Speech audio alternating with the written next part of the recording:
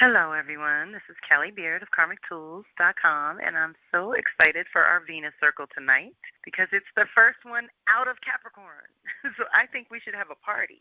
But for right now, let's do a little breath work and anchor the circle. It is Aquarius, and we are releasing from the creative center, the sacral chakra. So let's spend a little extra energy and time on that tonight, keeping a little eye out for the feels of what comes up, what feels like truth for you, what feels like you're ready to release or integrate, which is something Lydia and I were talking about before we started the recording. Sometimes we just need to integrate certain things so that they can serve us better.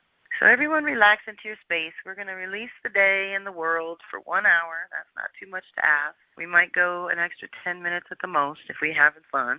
Take a deep breath, making that connection above, below, and at the heart. And then we'll start at the root chakra and work our way up. Deep breath in. And hold and release. Just making that initial connection. Releasing everything else. Focusing at your root chakra. This, of course, is associated with your survival and new beginnings, roots and grounding. It's also associated with the element of earth. So I want you to picture a beautiful red crystal or a red flower or whatever you like in the color of red, spinning counterclockwise to the left, infused with light from within. And take a deep breath in, making that connection to your own root. Deep breath in. And hold and release. And spiral up to your sacral chakra. This is your creative center, right around your belly button. This one's associated with empathy and change and polarities, your emotions and sexuality, and the element of water. So here I want you to picture a beautiful orange crystal or flower infused with light from within, spinning clockwise to the right, and take a deep cleansing breath in right at that creative center, feeling the flow. Deep breath in. And hold and release.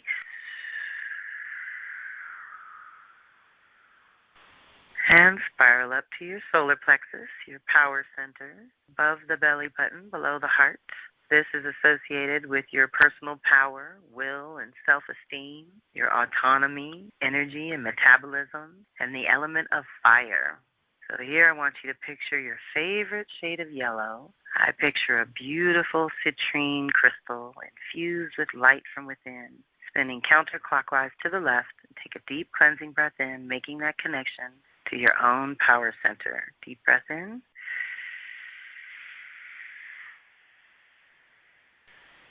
And hold and release.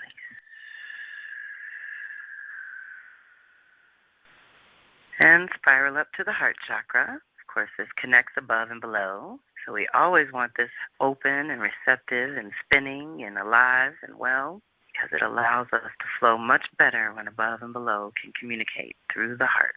This, of course, is associated with love, but balance and breath, relationship, healing, and unity. It's also associated with the element of air.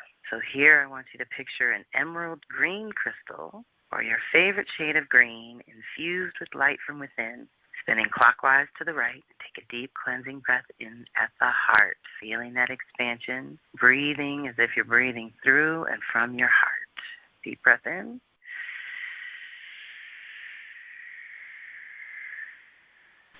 And hold and release. And come on up into the throat chakra. This is associated with your voice and communication, creativity, vibration. Mantras are very important. So it's associated with the element of sound. Here I want you to picture a light blue crystal or your favorite shade of light blue, infused with light from within and spinning counterclockwise to the left.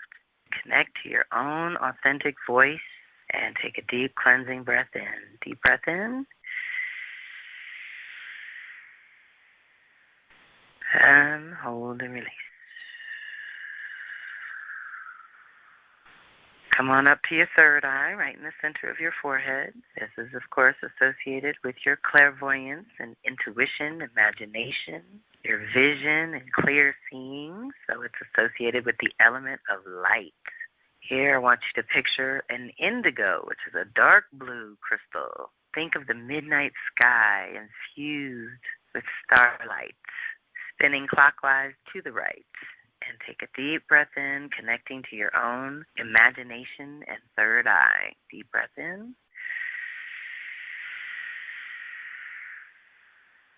And hold and release. And come on up to the crown chakra, right above your head, associated with your knowledge, understanding, and consciousness. This one's associated with the element of thought. So here I want you to picture a beautiful amethyst crystal, your favorite shade of purple, infused with light from within, spinning counterclockwise to the left, and take a deep breath in, connecting to your crown, and feeling that connection above, below, and at the heart. Deep breath in. And hold and release. Okay, welcome everyone. We always start with a quick review. How's it been going with you all in the last month? Specifically, we have been through a process. So I am excited about moving past Capricorn, but we did touch base last month, and I kind of reminded you that we had the connection January 8th that was initiating this new cycle in our creative departments, self-expression being a huge part of it. And then the January 29th contact moved the big Capricorn stellium. I mean, there's just this huge group. At that time, it was 3, 6, 7 in Capricorn and 2 in Aquarius, all the fourth house. So we know we did this deep clearing when we did the inner initiation around our own sacred space and how we take care of ourselves, how we replenish.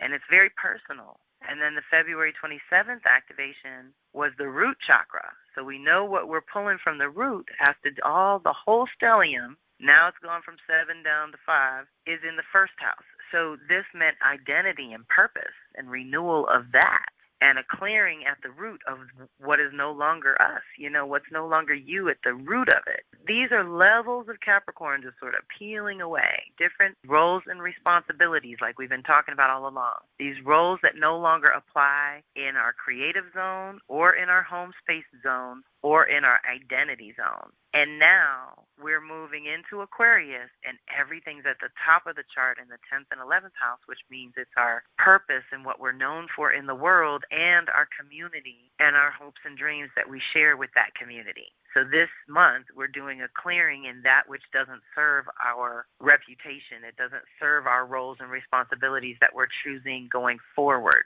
We have to liberate ourselves from something. So last month, we let go of old goals and aspirations, and we purified any control issues or lack of integrity. And now this month, we're going to release the old vision and any resistance to change. And we're going to purify an outgrown self-expression. Okay? Deep breath.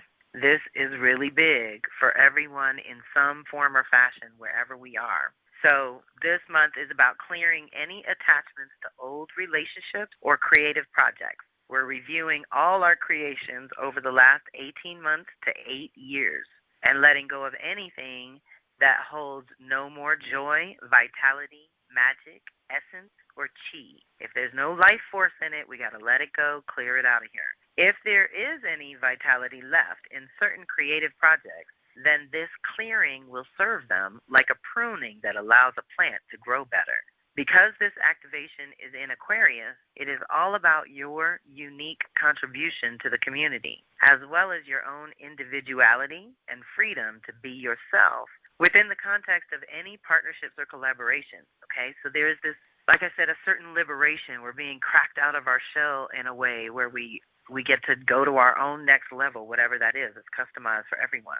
We have to look at where the flow has stagnated, where your nature has been stifled, and where you have limited your own vision because of dogmatic beliefs, limited thinking, or narrow-mindedness.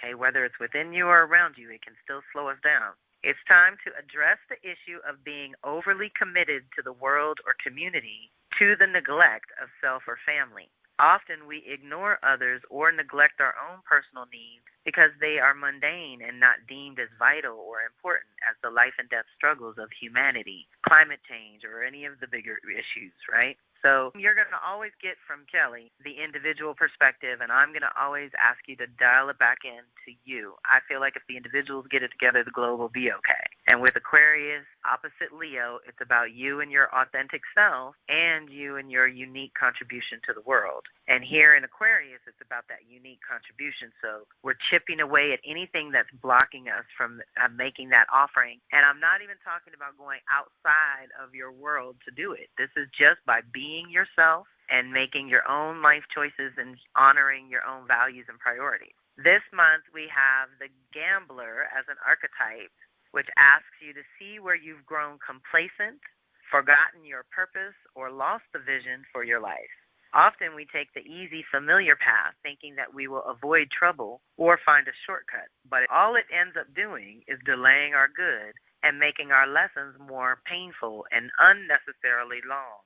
Look at where you have let your impatience get the best of you, especially when you really wanted something. This archetype reveals your inherent selfishness and narcissism because you fail to consider the consequences of your choices or lack thereof. Once in a while, a gamble will pay off, but you have to recognize that it wasn't your power, but more of a convergence of alignments that had to happen to make that possible in the first place. That's not an easy way to live. The shadow work of this archetype is to dig deeper for your own sense of commitment and dedication.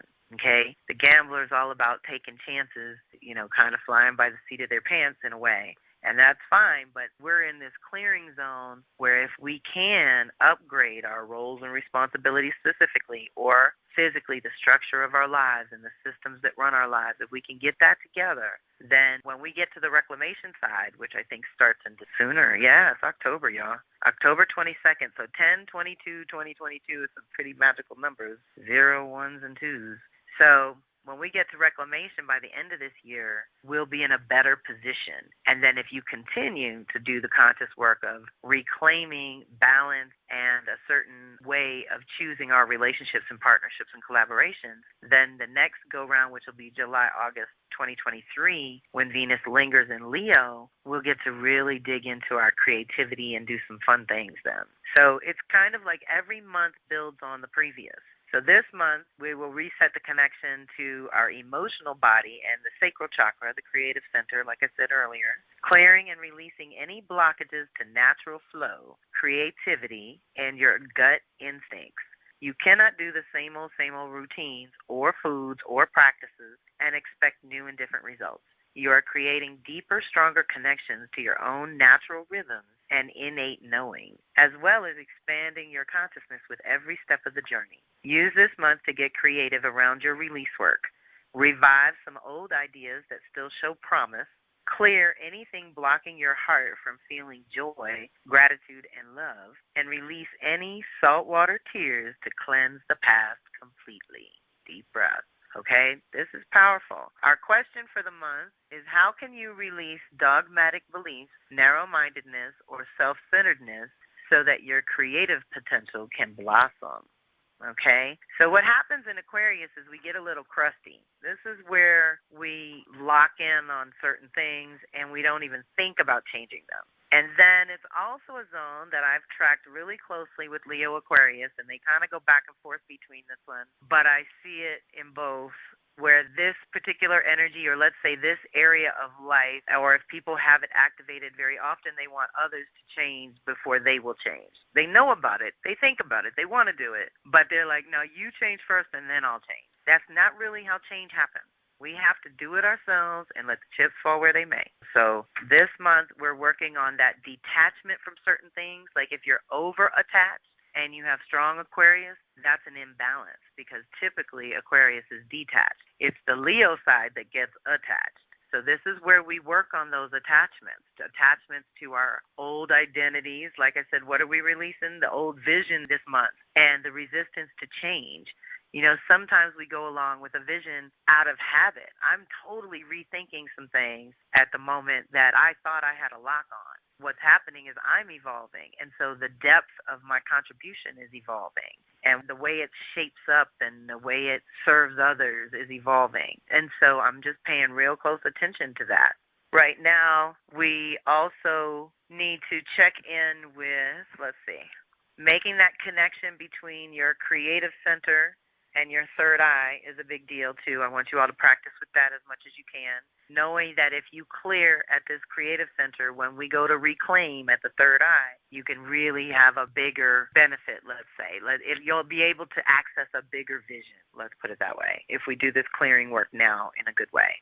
So the release work goes deeper. We need to release old ideas and concepts of self. We need to really risk that disapproval versus self-respect and integrity. You know, there's this way that people go along to get along or get along to go along. They want people to approve of them, but then they lose their self-respect. You know, like I can't roll that way. It's impossible for me, but I've seen it. I have relatives that I'm like, that's a lot of work. To me, that's a lot of work. And so I just go ahead and risk disapproval. I'm like, they just might like it, but here's the truth. Let's keep it moving. But we need to think about those and then tapping into your own unique creative genius. What's grown crusty around that? Where are you blocked? Where's the flow not flowing, right? Where's it gotten stagnant or toxic or just not flowing in general? The concept versus reality. See, what happens with Leo Aquarius is we have to work out our head and heart alignment. And with Aquarius, it's the head side. So it's very mental and always kind of thinking and processing and putting things together and also kind of thinking about the future. And so that's not a bad thing. This would be the time I would recommend that you take some time to meditate and go to your future self. So part of you that's 5 or 10 years older than you are right now and ask what she'd like you to do now to make life a little easier for her then. And I'm telling you, you'll get some really incredible answers. But when the Leo Aquarius is kicking, we kind of go back and forth between that concept and reality, where it can mimic life but have no heart, or it can be too mechanical or too mental in the Aquarius department. So we always want to kind of catch ourselves if we're leaning in too much of one direction or the other.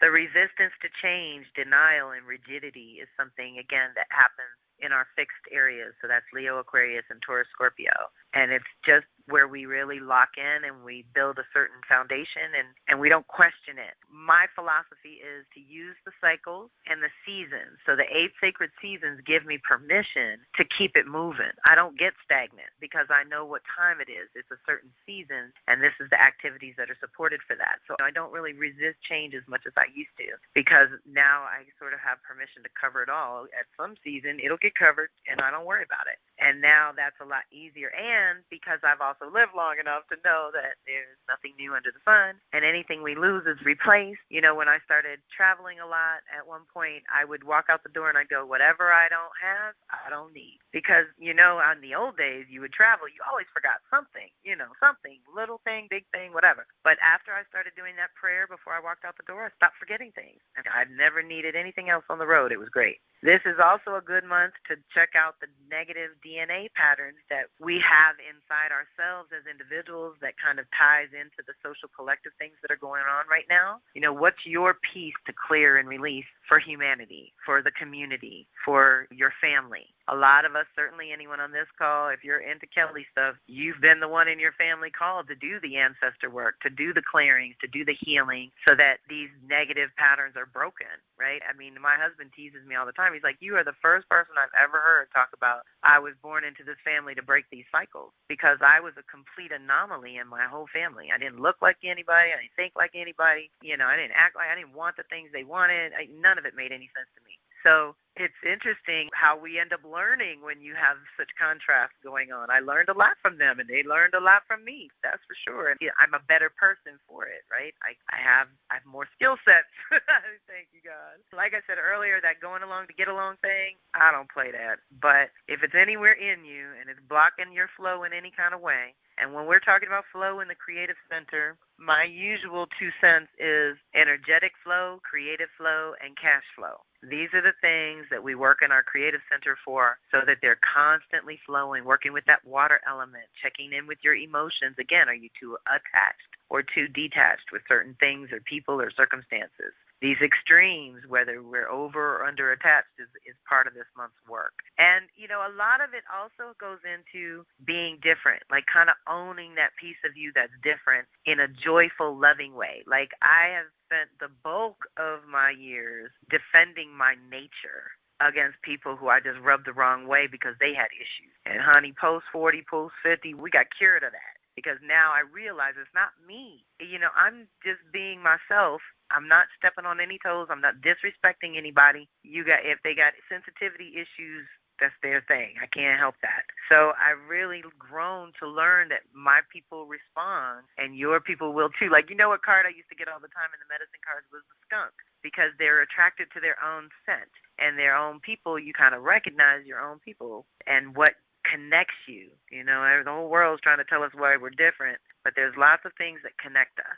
And so preview, January 23rd activation, like I said, is going to be the third eye. Oh, that's another reason this month is special. Okay, so you all, I've done this Venus work for years. I did it on my own from 99 to 07, and I've done it in class setting with this workbook since 07 till now, right? And very rarely do we get to release and reclaim in the same sign. And that's what's going to happen. We're going to release at the sacral chakra in Aquarius, and 9 months from now, we're going to reclaim at the third eye in Aquarius again. So that's going to be super powerful for us to think about. And then, check it. We're releasing the gambler archetype, and we'll be reclaiming the alchemist. Very powerful shift, right? So if we get our creative center cleared, think what we could create as the alchemist with our imagination wide open, our third eye just popping. It's so powerful. And then our trap this month that we're going to get into shortly is about soul famine. So the soul famine keywords are giving up, over emotional, unrealistic priorities, easily triggered ego, or in other words, we would say lack of ego strength, right? Lack of forethought, famine, hungry ghost, when we're hungry for something we can't identify and nothing satisfies, that's the hungry ghost. Complicity, oppression, stagnation, poor values, rigidity, excesses of all kinds, lack of connection to life, and disconnect from Earth's vitality. Okay, remember, Earth is a living, breathing being. Mother lives. And so when we know what we're going to be reclaiming, we're going to be reclaiming navigating in the dark. So once we clear this, we can really use our senses and our intuition. Everyone has the empath, the intuitive, and the psychic within them. It's just some people cultivate that strength, and those practices really help cultivate it like a muscle and make it stronger. So really take that into consideration in your release work, that you're clearing the creative zone so that you can imagine something greater. And then the council meeting is another powerful meeting. We already kind of went through this with the charts on how everything is leading to the next thing. So what I want to put on the table that's so unbelievable about this month as well is that Saturn's there at the exact degree, 21 degrees. We have Juno, which is what we're deeply wedded to, our commitments, our partnership, how we do that, getting a total initiation. Mars is in Aquarius, not too far away, but I'm telling you the exact degree one, 21 degrees Juno, 21 degrees Moon, 21 degrees Venus, 21 degrees Saturn. So those three feminine with Saturn. So that's a good thing, because Saturn, like I said, is reworking our roles and responsibilities anyway in Aquarius. Now this is our micro-individual way to get in on the action. And again, this reset is so going to support us for 30 years to come. It can really support us for long term. Let's just put it that way. It has everything to do with what you decide to partner with going forward, whether it's, your tools. Like I consider my crystals partnerships and all my sacred tools. I'm in partnership with these things. I'm in partnership with the plant kingdom. I'm in partnership with the animal kingdom. So whatever we collaborate with going forward is part of this initiation and part of our base, because Saturn really rules that base and foundation. So any clearing we can do, like I said, of crustiness, rigidity, negativity, or negative patterns from our DNA family, letting all that go this month is going to really help us create space for some deeper things. Now, what's also very telling is that here we have all this initiation energy going on in Aquarius into Pisces, Aries. That's kind of the zone where everything is initiating. But we have 0 Leo, which means we need to bring in the heart and the fire and the passion consciously. What do you care care about? You have to kind of ask yourself that question throughout the month. Taurus is in Uranus in the North Node. So we're also being challenged between Saturn and Uranus, the old and the new, the radical and the traditional, We're really pushing against those edges of what aspects of tradition really serve us and where have we outgrown our containers in certain ways and need to liberate ourselves in another way.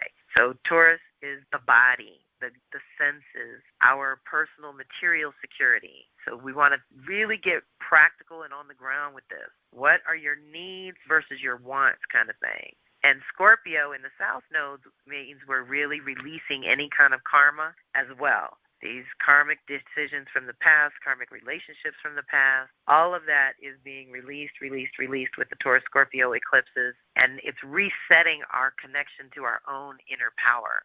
So it's critical that we do the release work so that we can channel our power in a clean way going forward. So how are we looking? We are good.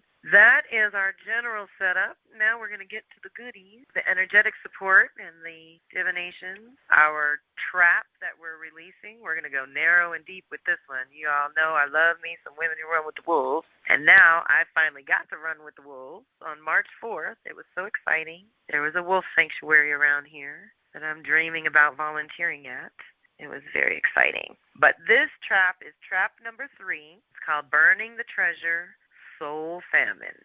So everyone relax into your space. When we get to the divinations part like this is where you sort of hang back and open to receive the message that's just for you.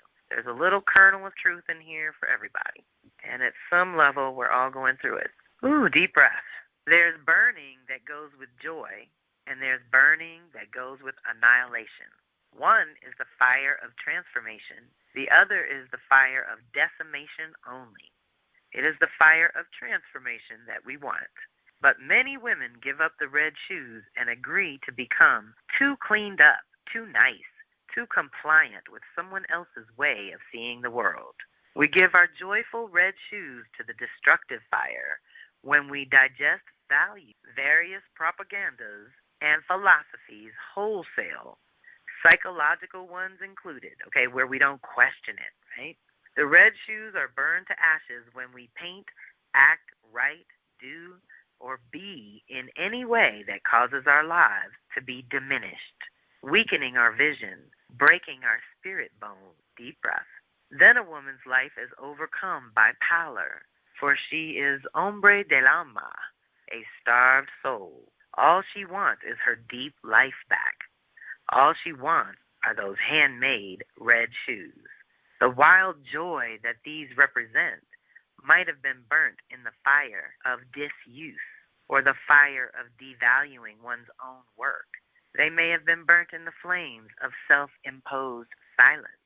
Too many women made a terrible vow years before they knew any better.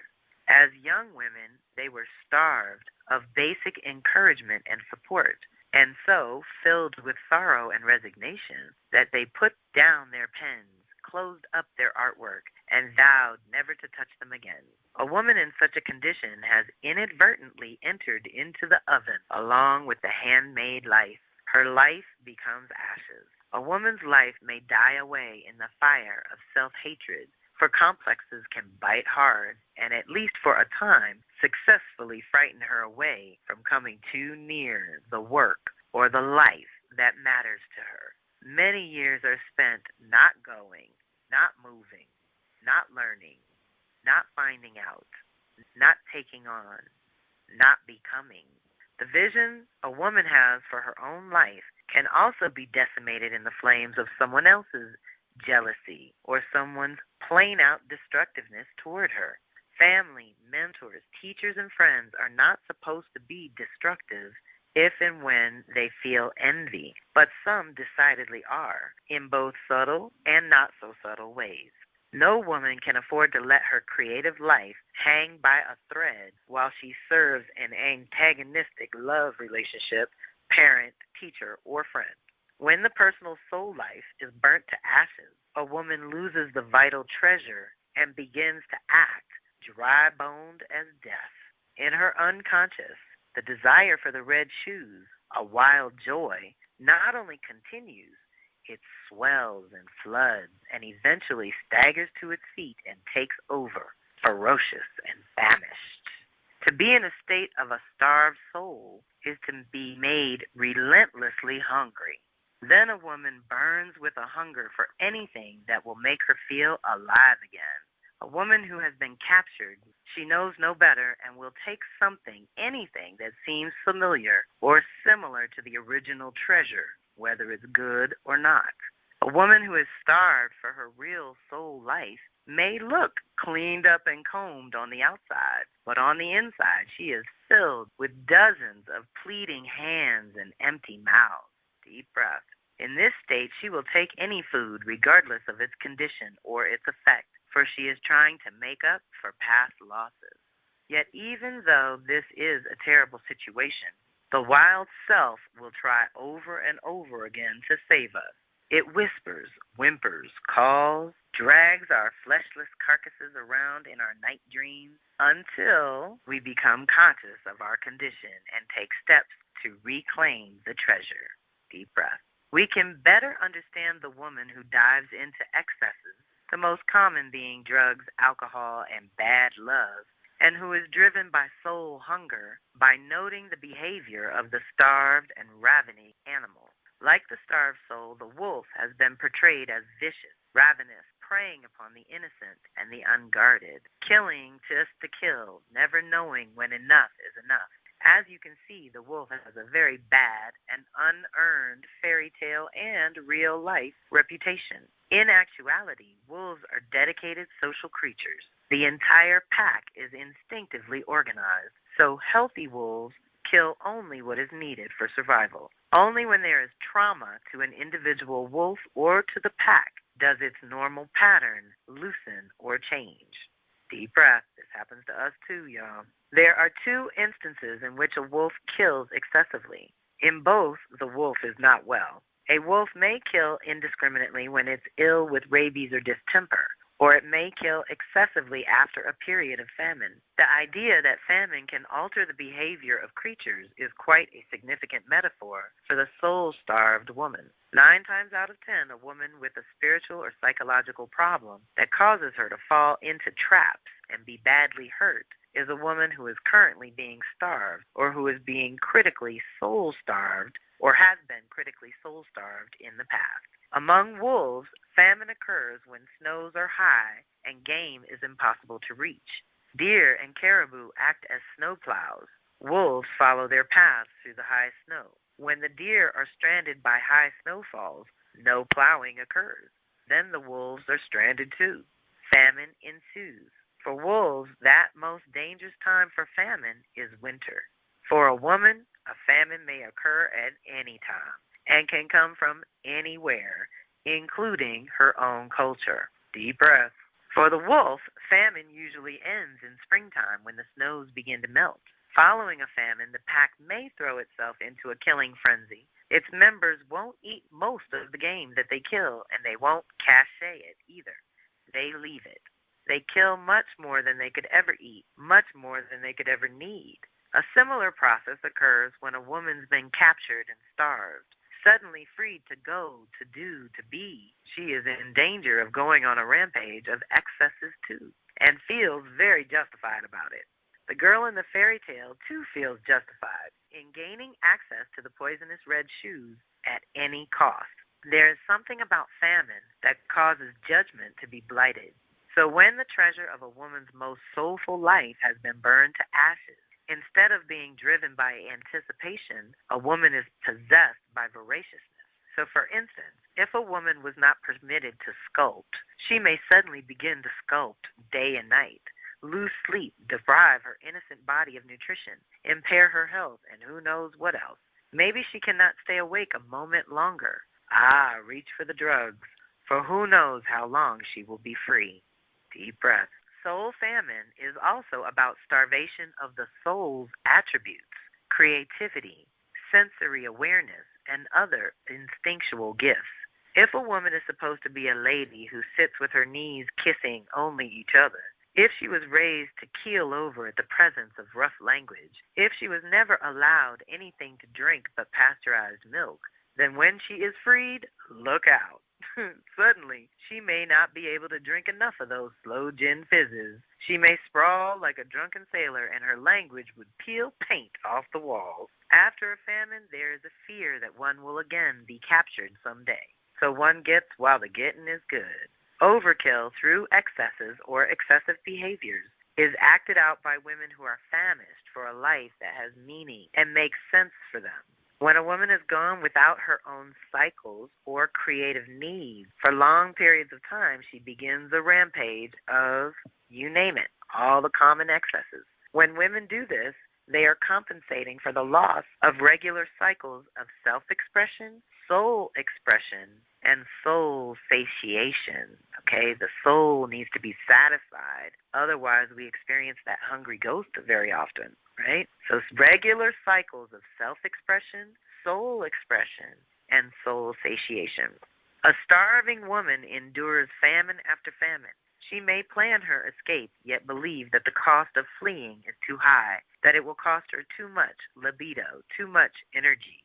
She may be ill-prepared in other ways, too, such as educationally, economically, or spiritually. Unfortunately, the loss of treasure and the deep memory of famine may cause us to rationalize that excesses are desirable. And it is, of course, such a relief and a pleasure to finally be able to enjoy sensation, any sensation. A woman newly free from famine just wants to enjoy life for a change. Deep breath. Her dulled perceptions about the emotional, rational, physical, spiritual, and financial boundaries required for survival endanger her instead. For her, there is a pair of poisonous red shoes glowing out there somewhere. She will take them where she finds them. That is the trouble with famine. If something looks like it will fill the yearning, a woman will seize it, no questions asked. So deep breath. Here's where, like I said, where we just get so attached to one way of living, of doing, of expressing ourselves, or whatever it is, right? We don't want to resist change. Change is so fundamental, and it allows us to explore and experiment with other aspects of ourselves, and that activates that unique genius. So remember, with those feminine planets together, we got Juno, the planet of partnership. Then we got Venus and Mars, who have just started a new cycle in Aquarius, which means we are initiating our own sovereignty to operate in a more balanced way, right? Giving both our masculine and feminine sides something to do so that they're functional, right? And all of this is pouring into the new values and priorities that are possible and the new reality and purpose and roles and responsibilities that Saturn's been activating in Aquarius for the last year and a half. So this is like I said, it's kind of micro to macro, where that's shifting the social levels, and anyone personal that has Leo, Aquarius, and Taurus, Scorpio activated. The rest of us just have Aquarius somewhere where this evolution is taking place, and it only happens every 30 years with Saturn. So that's our trap. We don't want to fall for that. Like I said, cutting off the soul, cutting off the essence of things, and going for the superficial. That's just not where it's at. And so our tarot support comes from the Ancestor Spirit Oracle cards, and this one is the Aztecs. Okay, this is why I love this deck, y'all. Every month we're getting some guidance from a different culture and their ancestors. So this one says, connect with past loved ones. So this, I think, will also help us tap into any negative patterns that we've inherited or that we've carried along or that were kind of imposed on us by our conditioning or culture or community, right? So we can connect with the past loved ones to help us reconnect, to feel again, to sense again. So the culture is the Aztecs. They had a complex cosmology and a ritual calendar dedicated to their many deities. They held a strong belief in the afterlife and thought the way they died determined whether they would go up in spirit to the sun god or down to the dark underworld. The underworld was ruled by the god and goddess of the dead.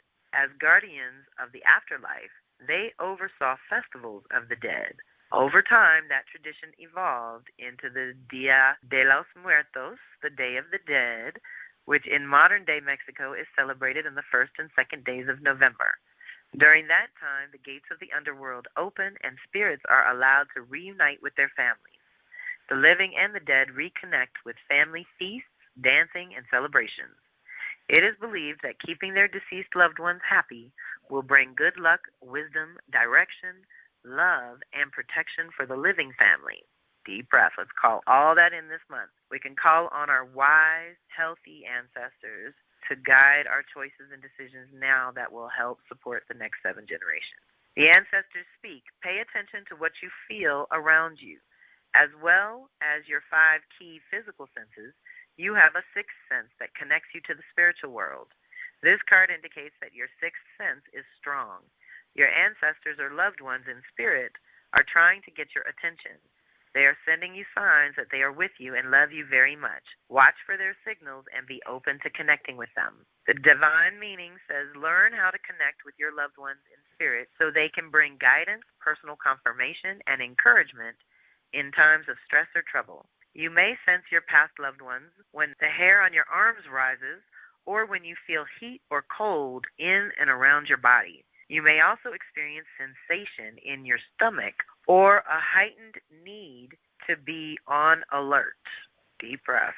When this occurs, take a moment to ground, breathe deeply, clear your mind, and allow guidance to arise in your heart, mind, and feelings. Deep breath. That is our divine support. So again, we're kind of reaching here, asking the ancestors to support our work. And then with the Tarot, which was the Vision Quest Tarot, I got 2 of Fire, which is will, and sometimes associated with Mars and Aries. So that kind of will to start things. We're heading into spring. There's lots of initiatory energy going on. And at the same time, we're in a clearing mode. We're releasing at that sacral chakra what no longer flows properly, what no longer feels creative and juicy and what we want to do. So the guidance, when I asked it to clarify, we got 9 of Fire, which is inner strength, and Moon and Sad. So I think we have to kind of feel into the truth of things in order to make conscious decisions and choices going forward. But let's see. The key words for 2 of Fire is will, dominance, control, confidence in one's power, clear focus, positive action, mastery of a situation. The inner message says you do not need to manipulate anything in or outside of yourself. If you stay centered now, everything will turn out well. No self-control is necessary, just a loving connection to your real being. If you entrust yourself to its greater will, your conscious volition effortlessly moves and does what is needed at any given time. Deep breath. Outward manifestation says positive events occur by themselves if you stay calm and collected now. When life force can flow without your willful interference, you are on the right track. Your present task is to find the goodwill that nature gave you and let it do the work that you used to take upon yourself. Deep breath. So again, there's this consciousness of what your choices and actions might be, but how much can you allow the universe to do some of the heavy lifting? Clarifying the inner strength, the key words for 9 of Fire. Breaking through, growth, courage, resolve, concentrated energy, hidden forces made conscious. Inner message says, just as the seed sprouts green leaves out of nowhere, you can trust that your own hidden strengths will sprout. You know they exist within. All you need is a little more patience and faith in your inner growth process. The new power arising within you expands your comprehension of where you stand. So see how that would be good for channeling our will in a positive, effective way? Outward manifestation says a deepening trust in your own growth process allows you to become creative in a new, more fulfilling area. Thank you, God. Your energy is high enough to let you find better ways to express yourself and get things done. Enjoy these high times. Appreciate the clarity that this upsurge of energy brings to your perceptions. So there is an awakening going on as well. And when we look at, because we're in Aquarius, then we look at what rules it. That's Uranus. Where is Uranus? Uranus is in Taurus. Taurus takes us back to where we're awakening in our physical body, in our senses, in what we cultivate, in what we build with our own 2 hands. And how is that our piece of healing that we're doing? How is that our piece of the social collective realm that's evolving right now? Because if we're alive right now, we're contributing to the story of now. And it's so powerful to take these timeouts month by month. Don't forget, for those of you tracking your activation, to bring your one sentence takeaways back. Because like I said, this is the first month that we're outside of the retrograde period. So here's where things start to roll in the cycle month by month. It's going to start evolving little by little. And we're going to release from the root up. And then we have this clean slate to bring in through the crown chakra from our soul star chakra, which is the connection to our higher self. We're going to bring that new idea that we want in form by July, August of 23 coming back in. And we're reclaiming everything we need to be able to make that possible. And so this month is really powerful. It has a lot to do with our self-love and self-worth. I'm always going to remind you about that. Leo, Aquarius, and Taurus, Scorpio are all 4 different aspects of our self-worth and self-value that come into play when they're activated. And Juno's only there every 5 years. Saturn's only there every 30 years. Mars is only there every 2 years, okay? Moon and Venus move around pretty quickly, but that's still going to be about annual and semi-annual. So this is an opportunity for us to really connect, like I said, to our unique genius and our healing capacity, whatever that may be, right? And so everyone, let's go into Journey. We're going to do a drum journey, maybe 8 minutes or so. And let's ask about that. What is your unique contribution? What is your medicine that you bring that we would be missing if you don't offer it to the world? What is your unique contribution and your unique genius that is just beginning to awaken and strengthen and fortify now? And or you could be asking about what needs to be cleared so that all that can thrive and prosper and come to life in a healthy, full way, right? Or we could be asking our ancestors to come forward and give us the clues we need. You know, look at it from all these directions and start making your way to your happy place in nature. Call in your spirit guide, whoever that may be. You know, I have Ruby Red Wolf. She stands at the portal between here and liminal space when we go into Journey. Anywhere you are in pristine, healthy, whole, comfortable nature, no other humans, no other industry, only animals, plants, rocks, earth. Your favorite temperature, your favorite setting, maybe trees, might be ocean, might be the mountains. And let's go in. Ask for that one little key that you need at this time.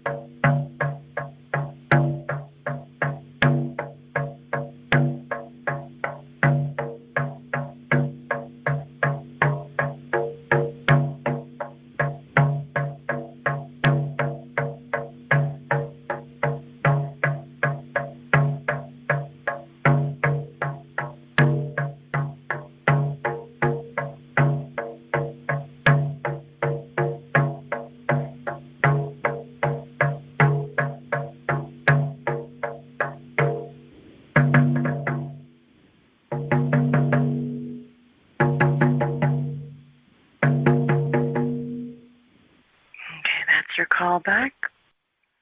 Start wrapping up your communication, giving your gratitude, making your offerings of tobacco or cornmeal or a shell or a rock or a lock of hair if you don't have anything. Make your way back to your portal. Come on back into the room. Say thank you. Maybe write down what you want to remember. I had some kind of interesting messages about the ancestor work I'm embarking on. So that's kind of interesting. Take a few notes and come on back. Anyone want to ask questions? I will open it up. Give me a second. Grabbing the phone. I'm super comfortable and super grateful. Thank you all for being here. I'm going to open it up so we can talk. But I just wanted to say a big, big heartfelt thank you for being here. So let's see. As always, Kelly, this was an amazing dive into the next round. Animal that came forward was the polar bear. Interesting. Yeah, very interesting because I do not like cold weather. This polar bear came to meet me at the beach, so I thought that was very special. I love it. Only you, sister girl. I love it. You know, felt Thank my you. body. Yes, I had some interesting animals too. What was the next thing you said? You're kind of breaking up. It was just an interesting dive. Nice.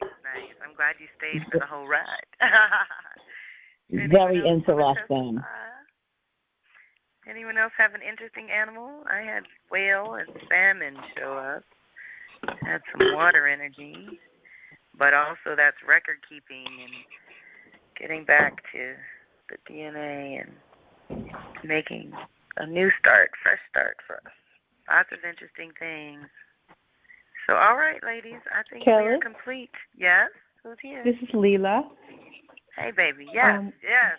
Hey, I just wanted to share Black Panther Good, came to me, as usual, put her paws on my shoulders and told me that I am shining my light in the world. I'm often thinking about what I'm not doing instead of what I really am doing, and it was just a reminder to focus on what you are doing, not what you haven't done yet. Totally. I'm with that one, too. That's a message for all of us. Thank you for sharing. And I love it. I'd just like to read something real quick to you that Please. I think reminds me of what you were talking about in the beginning. That a friend of mine posted this today on Facebook. It says, note to self, you can't control how other people receive your energy. Anything you do or say gets filtered through the lens of whatever they are going through at the moment, which is not about you. Just keep doing your thing with as much integrity and love as possible. That's by Nansa Hoffman. I just thought, that's exactly what you were talking about in the beginning. Yep. Yeah. Exactly. I love it. Thank you for sharing that. Okay. I love it. And call me soon. We have to connect. Yes. Yeah. All right. Anyone else? Lydia, who came for you? Who else is here? Is Isha here? Who's here? All right. Well, we're 10 minutes after the hour, so I will let you all go. I know it's late on the East Coast, and like I said, I'm very grateful, ladies, and I will get this replay uploaded and get the note out a little bit later tonight. I'm going to break to eat. I've had a long day. All right, everyone. Thank you. Peace and love.